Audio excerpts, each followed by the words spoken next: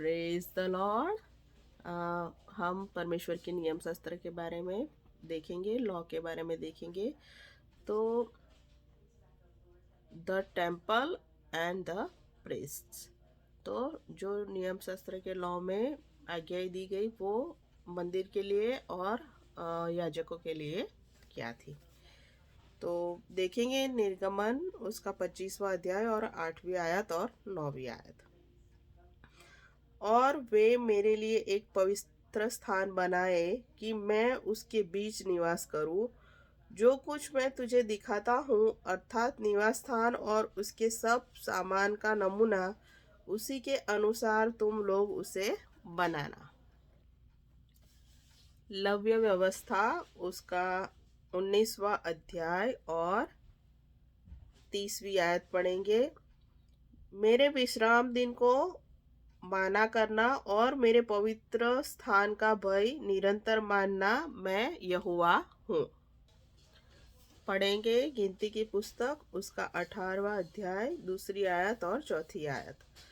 और लेवी का गोत्र अर्थात तेरे मूल पुरुष के गोत्र वाले जो तेरे भाई है, उनको भी अपने साथ ले आया कर, और वे तुझसे मिल जाए और तेरी सेवा टहल किया करे, परंतु साक्षी पत्र के तंबू के सामने तू और तेरे पुत्र ही आया करें। अतः वे तुझसे मिल जाए और मिलाप वाले तंबू की सारी सेवकाई की वस्तुओं की रक्षा किया करे, परंतु जो तेरे कुल का न हो वह तुम लोगों के समीप न आने पाए। गिनती की पुस्तक उसका 18वां अध्याय और 23वीं आयत। परंतु लेवी मेल मिलाप वाले तंबू की सेवा किया करे और उसके अधर्म का भार वे ही उठाया करे, वह तुम्हारी पीढ़ियों से सदा की विधि ठहरे, और इज़राइलियों के बीच उनका कोई नीच भाग न होगा। गिनती 18 6 और 7वीं आयत।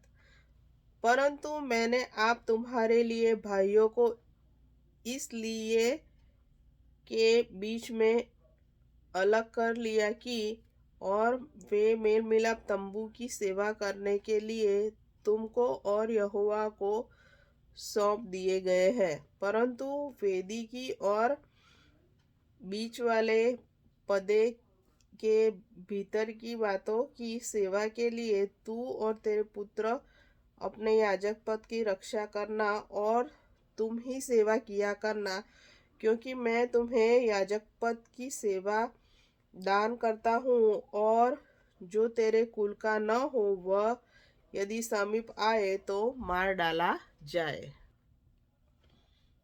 निर्गमन उसका 30वां अध्याय और 70वीं आयत से 21वीं आयत तक।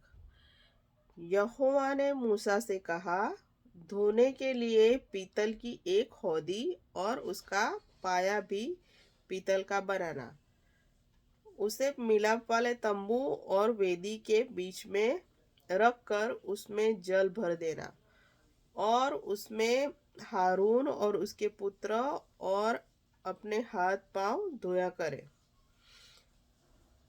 जब जब वे मिलाप वाले तंबू में प्रवेश करे तब तब वे हाथ पांव जल से धोए, नहीं तो मर जाएंगे।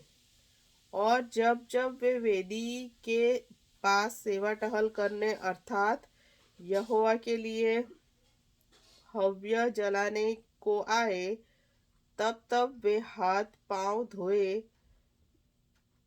न हो कि मर जाए। यह हारून और उसकी पीढ़ी पीढ़ी के वंश के लिए सदा की विधि ठहरे। निर्गमन का 27वां अध्याय और 20 और 21 आयत। दीपक की देखरेख। फिर तू इज़राइलियों को आज्ञा देना कि मेरे पास दीवट के लिए कूट के निकाला हुआ जैतून का निर्मल तेल ले आना, जिससे दीपक नित्य जलता रहे। मिलाप वाले तंबू में उस बीच वाले पर्दे से बाहर जो साक्षी पत्र के आगे होगा, हारून और उसके पुत्र दीवट सांझ से भोर तक यहोवा के सामने सजा कर रखे। तब विधि इज़राइलियों की पीढ़ियों के लिए सदैव बनी रहेगी। निर्गमन 25वां अध्याय और 30वीं आयत। और मेज पर मेरे आगे भेंट की रोटियां नित्य रखना।